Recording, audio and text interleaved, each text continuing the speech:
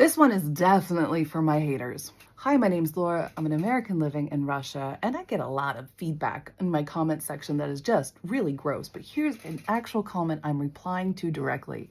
This comment was about someone who's just amazed that the nurse did not bring me water at the hospital. No, she didn't. In fact, let me tell you a quick little story about how a nurse didn't bring me water at hospital. This was after the birth of my second child. I was wheeled out of the room where I delivered my child and brought to my palata. This is a room shared with two other women straight after giving birth. I am naked on a gurney, wheeled into the room in the middle of the night. I could barely get from the gurney to my bed. The nurses are putting my stuff away, and I ask them to please hand me my clothes so I can get dressed. Now, I don't think she was a nurse. I think she was just a medical worker. She grunted at me, but gave me my clothes. And then I asked her to give me the bottle of water out of my bag. That woman started screaming so loud at me, it woke everyone in my room. She said, "I am not your servant. I am not here to wait on you hand and foot." The other woman who was with her calmed her down a little bit and shushed her out of the room. That is the end of that story. There's no scandal. There was no complaints. The girls in the room said nothing because, and this is key, this is expected behavior here. No one thought that was an unusual exchange. We all know this is what happens here.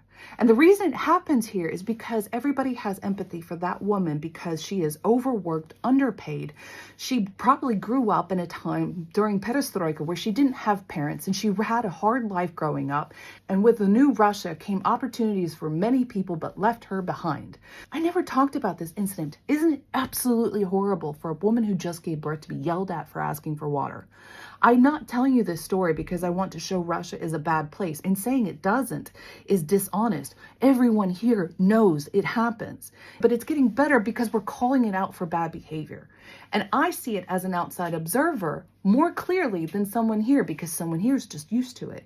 When I talk about these things, I am not just bad-mouthing Russia. I'm talking about the nuances. I have empathy for that woman. This country needs empathy for people like them, but we also need to hold bad behavior to account. Not just because I'm American that have American cultural ideals. It is not acceptable to yell at any woman who just gave birth for asking for water. I love Russia. I live here by choice. That I point out what it is like to live here, and it is not all great. Of course it's not. But I still live here. Why? That's the point of my channel.